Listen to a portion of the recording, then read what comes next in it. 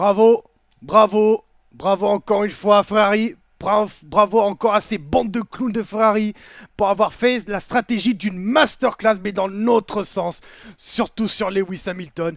Il n'y a pas que lui, il y a aussi, c'est aussi toutes les courses, toute la durée de la course où ça a complètement merdé. En tout cas, magnifique, hein. Bel professionnalisme du côté de chez Ferrari. On a l'impression que le démon est de retour. Le démon du Ferrari Circus qui est de retour. Ouais, ouais. Bon, on va, avant de parler de Ferrari, on va parler un petit peu sur les résultats. On va parler un petit peu sur la victoire de Lando Norris. Lando Norris qui a parfaitement bien maîtrisé. Enfin, pas complètement, j'ai envie de dire, parce que bon, j'abuse pas trop. Parce qu'on a quand même une péripétie où il s'était un petit peu tendu plus émotionnellement du côté de Lando Norris, où il a l'air plutôt stressé. Parce qu'il pensait qu'il est plus rapide qu'Oscar Piastri. Oscar Piastri qui a bien suggéré durant la première partie de la course en dépassant Lando Norris au premier tour. Puis pendant une bonne partie, Lando Norris il est bien derrière. Lando Norris qui est effectivement plus rapide. Ça se discute un peu tout va. Finalement, McLaren a suggéré la situation. Situation qui s'avérera vraiment la bonne parce qu'on observe malheureusement qu'Oscar Piastri dans la troisième partie de la course où il a dû abandonner pour casse moteur, enfin c'est casse de boîte de vitesse parce qu'on l'a entendu dans l'oreillette dans le ralenti. Du coup, au final, bah, les choix de McLaren s'avèrent plutôt la bonne, malgré une petit goût de papaya rules hein, autour de la radio. Mais bon, n'empêche que Lando Norris a su gérer la situation, surtout pour McLaren, et donc remporter cette course du Grand Prix de Hongrie. Cinq Grands Prix, 5 derniers Grands Prix, 5 victoires différents, 5 vainqueurs différents, hein. Hamilton, Leclerc, Antonelli, Russell et désormais Norris. Enfin, j'ai pas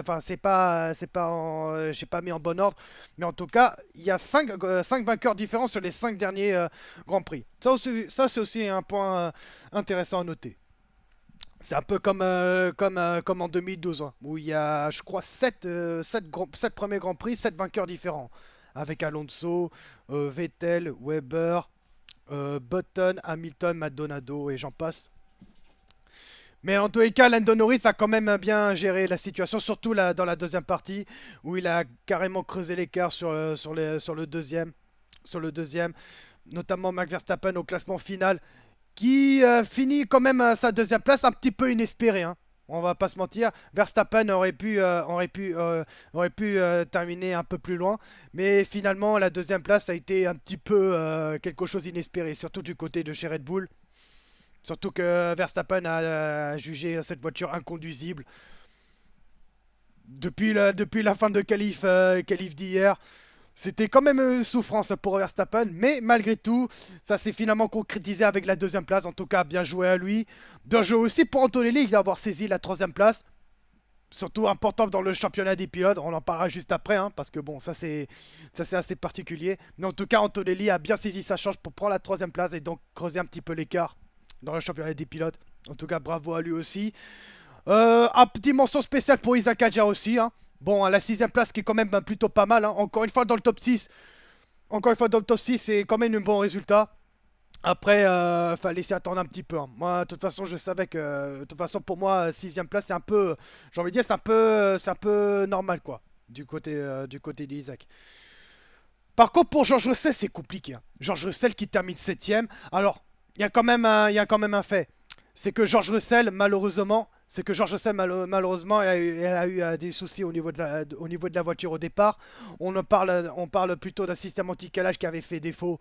Et du coup, résultat, bah, il perd énormément de place. Bah, il perd toutes les places en vrai, hein, parce qu'il est ressorti. Enfin, il sort au premier virage au bon dernier. Bon, il a fait quand même une belle remontée dans la première partie de la course. Jusqu'à ce qu'il remonte dans les 8 premiers pour qu'il finisse finalement septième puisqu'on retire Oscar Piastri suite à un abandon pour problème de boîte de vitesse. Mais n'empêche qu'on n'a plus trop vu George Russell, hein.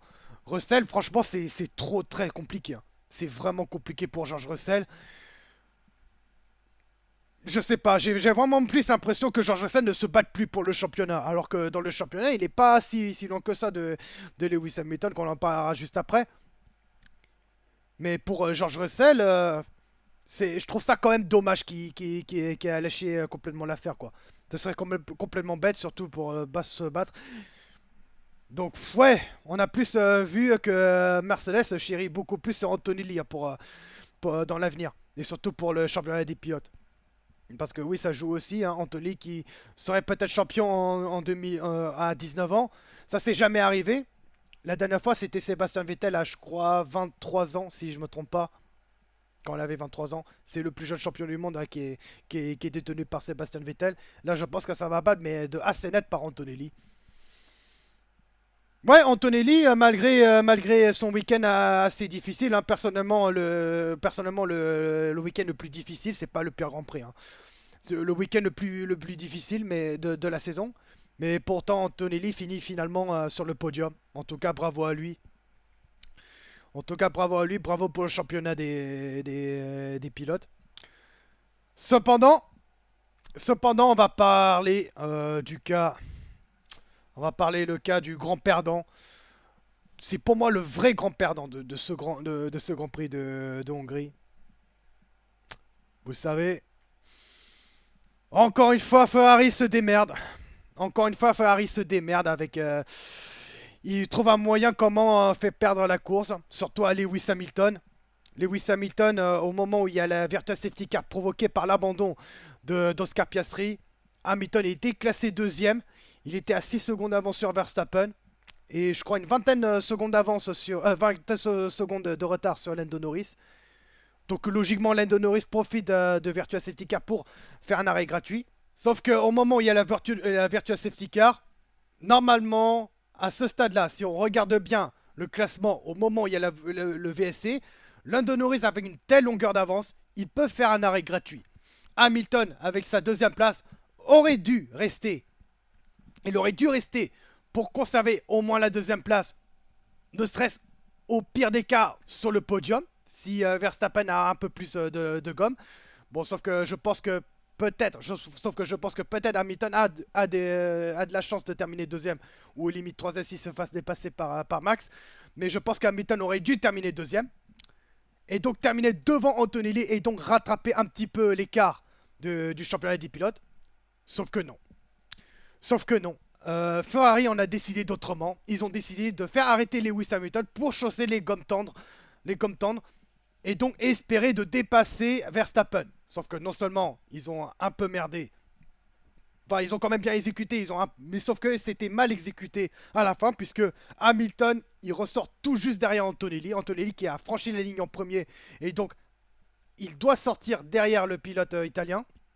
Et donc résultat, il se retrouve dans des situations où il doit dépasser pas un mais deux pilotes pour récupérer la deuxième place. Oui, je pense que Ferrari dans la tête, en chaussant les gommes tendres, ça va vite rattraper le temps perdu et donc récupérer la deuxième place puisque Antonelli avait les gommes usées et tout comme Verstappen, il pourrait pas faire le poids face aux gommes tendres. Mais sauf qu'il se foire. Comme d'habitude, il se foire. Chaque saison, il y a toujours un moment où ça foire du côté de chez Ferrari, mais complètement lunaire quoi.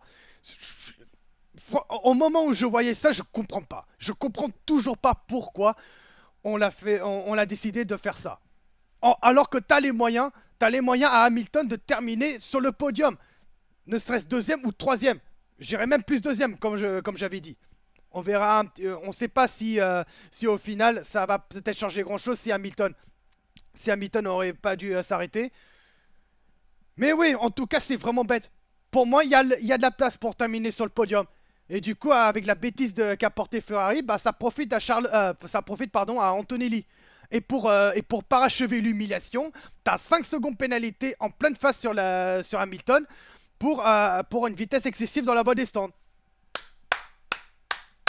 Encore une fois, bravo. Bravo. Du bel professionnalisme hein, du côté chez Ferrari. Hein. Je, comme j'avais dit, j'avais pas les mots. Et du coup Hamilton, Charles Leclerc qui a eu moins de 5 secondes, bah, Leclerc termine devant Lewis Hamilton dans le classement final. Et donc Hamilton se termine cinquième. Alors qu'il y avait les chances de terminer sur le podium, à la deuxième place. Donc 3 places de perdu bêtement.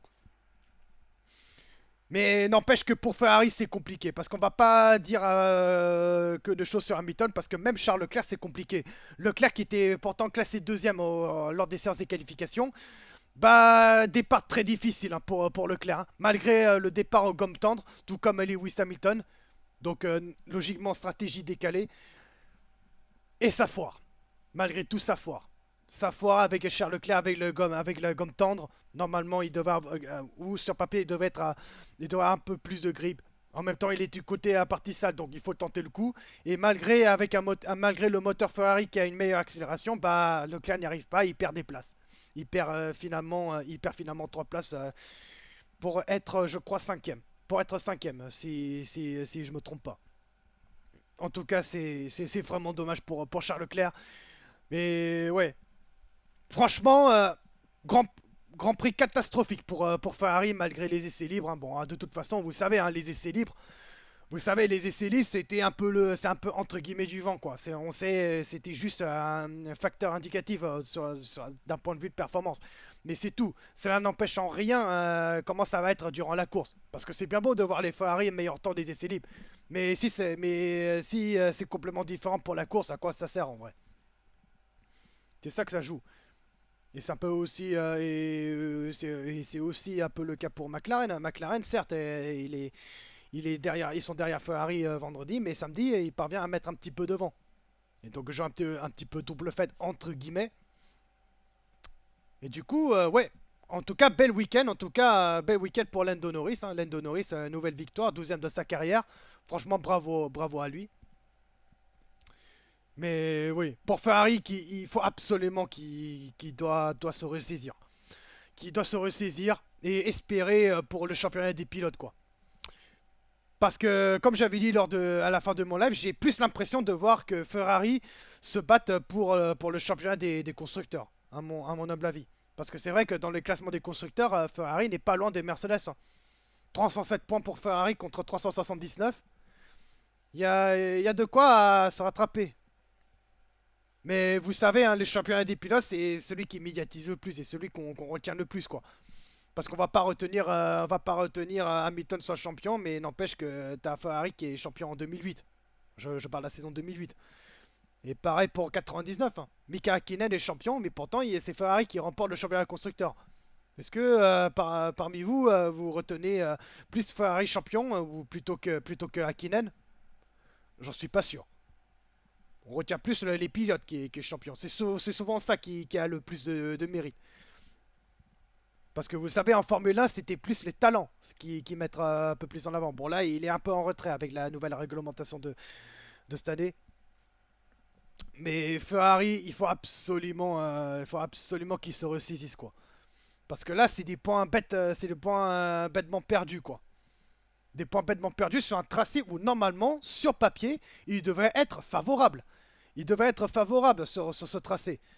Mais non, ils ont réussi à tout foirer. Et c'était un peu le paradoxe. Parce que les Grands Prix où normalement sur papier ils avaient du mal, pourtant ils ont fait de bons résultats. C'est au minimum un podium pour l'un de ces pilotes. Et une victoire. Deux victoires même pour Ferrari. Une pour Hamilton à Barcelone et une pour Grande-Bretagne. Sur ces deux tracés qui normalement part en faveur. Donc ouais, il y a ce côté paradoxe du côté chez Ferrari. Même eux, ils comprennent pas trop comment ça se fait, quoi. Mais oui, Ferrari, week-end très très très décevant. C'est même le gros flop de ce Grand Prix de Hongrie. Du côté de George Russell aussi, hein. Même si bon, il y avait une raison particulière avec le départ qui l'a rendu la course déjà très compliquée. Mais en tout cas, ouais, très très difficile pour George Russell. Sinon, si on parle un petit peu des autres pilotes dans les points, bah on note les Racing Bulls, encore une fois dans les points, avec la 8e place de Lawson et la 10e place de Lindblad. Donc déjà, bravo à eux, hein. Encore des points marqués pour Racing Bulls qui à ce stade-là, repasse devant Alpine, hein. Qui passe devant Alpine, hein, désormais. Puisque Alpine, je vous rappelle, qui termine Alpine avec Gasly 12e et Colapito 15e. Pas aucun point marqué. Donc ça profite à Racing Bulls de dépasser Alpine. Et on note aussi les premiers points d'Hülkenberg. Ça y est, hein, Hülkenberg entre enfin dans les points, hein. Premier Grand Prix dans les points de la saison, avec la 9e place. Donc 2 points supplémentaires pour Audi, qui échange de place avec Williams. Les Williams, vraiment, c'est vraiment. On a plus l'impression que c'est à peu près la pire voiture de la saison, quoi. Si on exclut les Cadillacs, quoi. Et c'est ça qui fait un peu mal, parce que Williams, bon dernier, oui, parce que Williams, bon dernier, 18e, 19e pour Albon et Sainz respectivement, c'est ce qui complète la marche. Franchement, les Williams, ça fait mal, quoi. On a l'impression de revoir un peu les années 2018-2019, quoi. Des périodes très très sombres pour l'écurie de Groove, quoi. Williams, qui était à l'époque une très bonne écurie, bah, retomber encore dans le travers. J'aime pas trop ça, quoi. J'aime pas trop ça, quoi. Après, bon, on peut pas s'en vouloir à Albon et Sainz. C'est juste la voiture qui est très mauvaise. La voiture, d'un point de vue de châssis et d'un point de vue aérodynamique, elle est tout simplement mauvaise. Et c'est à peu près pareil hein, pour les As. Hein.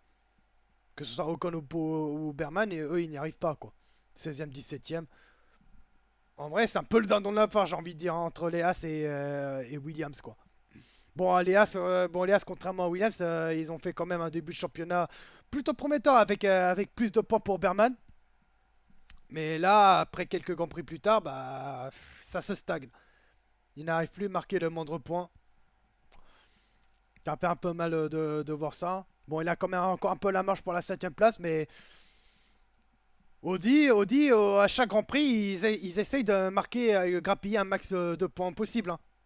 Enfin, quand je dis un max de points, c'est 1, 2, 3, 4, 1, 2, 3, voire même 4-5 points dans certains cas, s'il se passe des trucs de dinguerie autour des leaders. Mais si ça continue comme ça, Audi risque de dépasser les As. Ça, je dis clairement. Si Audi continue comme ça, il finira par dépasser les As pour la 7ème place. Après, bon, pour la 6ème place, ça semble être un petit peu ambitieux, quoi. Parce que la 6ème place qui est occupée par Alpine en ce moment, il a 61 points, alors qu'Audi a 12 points. Donc, non, ça va jouer pour la 7ème place. En vrai, pour le championnat des midfields, il est quand même intéressant à voir. Encore une fois, dommage que ça n'a pas été montré. Le seul moment où enfin il y a un truc intéressant dans le truc, c'est au moment où il y avait la petite bataille avec les Racing Bulls entre Lia Lawson et Harvey Lindblad. Et Nico Hülkenberg aussi. Bon, ça a profité de Nico Hülkenberg de se hisser entre les deux Racing Bulls. C'est pour ça que Hülkenberg est 9ème. Mais ouais, dans tous les cas, ça n'empêche pas de voir un petit bataille intéressant au midfield. Et c'est ça ce qui est dommage en vrai.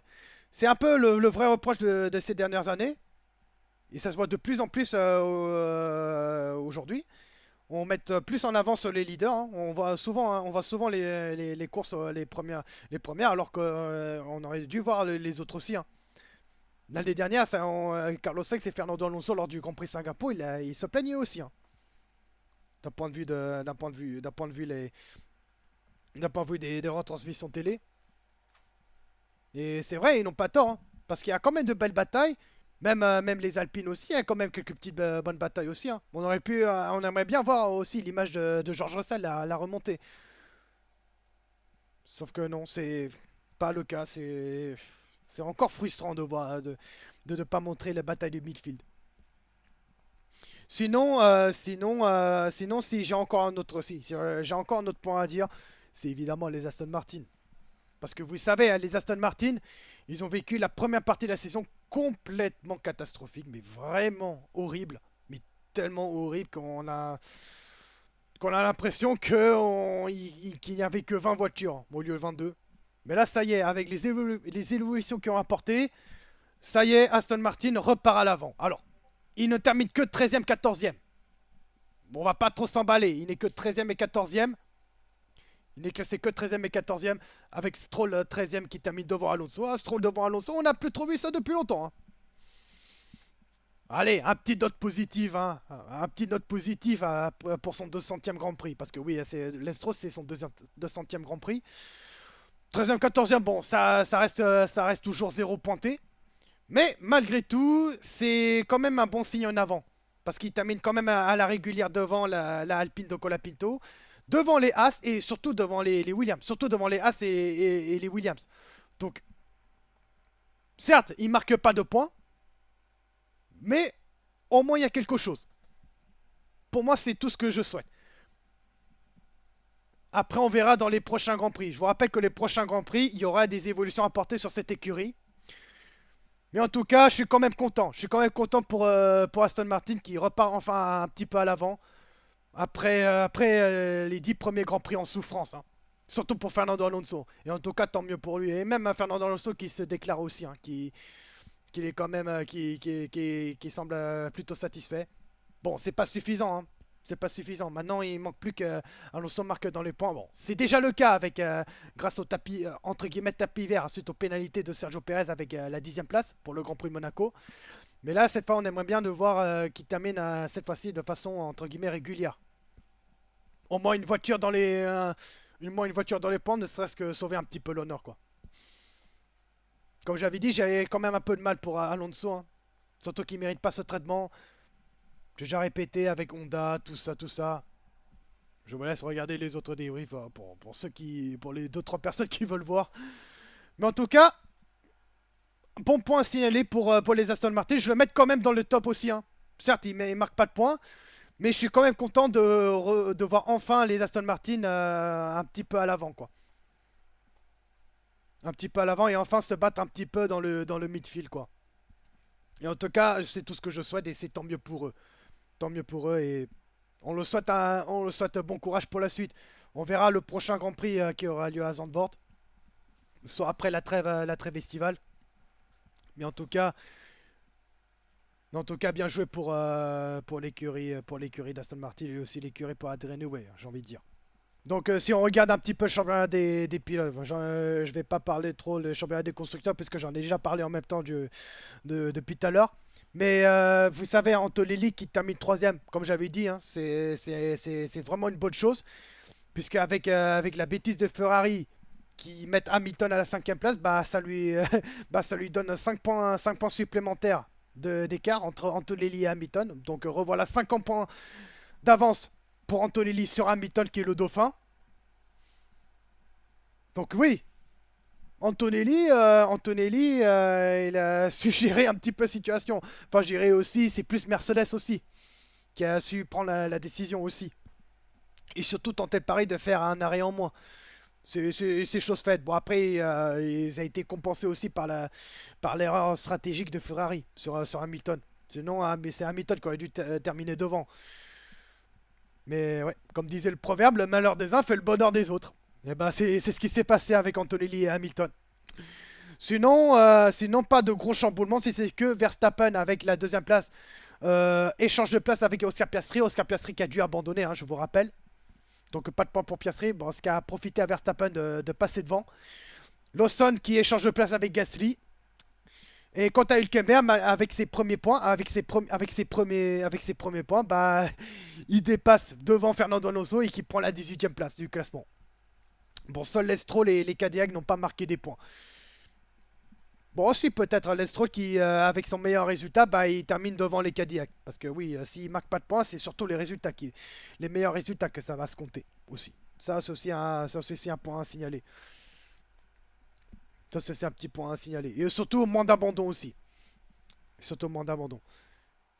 En tout cas, je pense que j'ai à peu près tout dit à ce que j'ai sur ce débrief de Grand Prix d'Hongrie. Donc, ouais, belle victoire de Lando Norris. Bravo à lui, hein. En gros, il nous prouve encore que c'est lui le champion actuel et qui veut montrer qu'il a sa place dans une ligue, dans un cercle fermé des champions du monde. En tout cas, belle 2e place pour Verstappen, malgré une voiture très difficile à manier. Antonelli qui a su gérer la situation. Ferrari, j'ai pas besoin d'en dire plus. En tout cas, c'est la fin de cette vidéo. Donc, n'hésitez pas à vous abonner pour ne pas manquer les prochains lives. Le prochain live sera le Grand Prix le Grand Prix de Pays-Bas, pardon. N'hésitez pas à lâcher un petit pouce bleu et dites-moi ce que vous en pensez de ce Grand Prix de Hongrie. Mais ouais, il faut que Ferrari doit absolument dégager ce démon, quoi. Parce que effectivement, comme disait dans le chat à la fin de live, c'était pour moi faire ce genre de situation, c'est un peu un aveu de faiblesse, quoi. On préfère plus se défendre plutôt que rester à l'attaque, quoi. C'est complètement bête, quoi. En tout cas, merci à vous tous. On se retrouve dans 4 semaines, soit après la trêve estivale, pour le Grand Prix des Pays-Bas. Bonnes vacances à tous, hein. Bonnes vacances à tous et dans 4 semaines pour, pour le Grand Prix de Pays-Bas. Allez, salut à tous.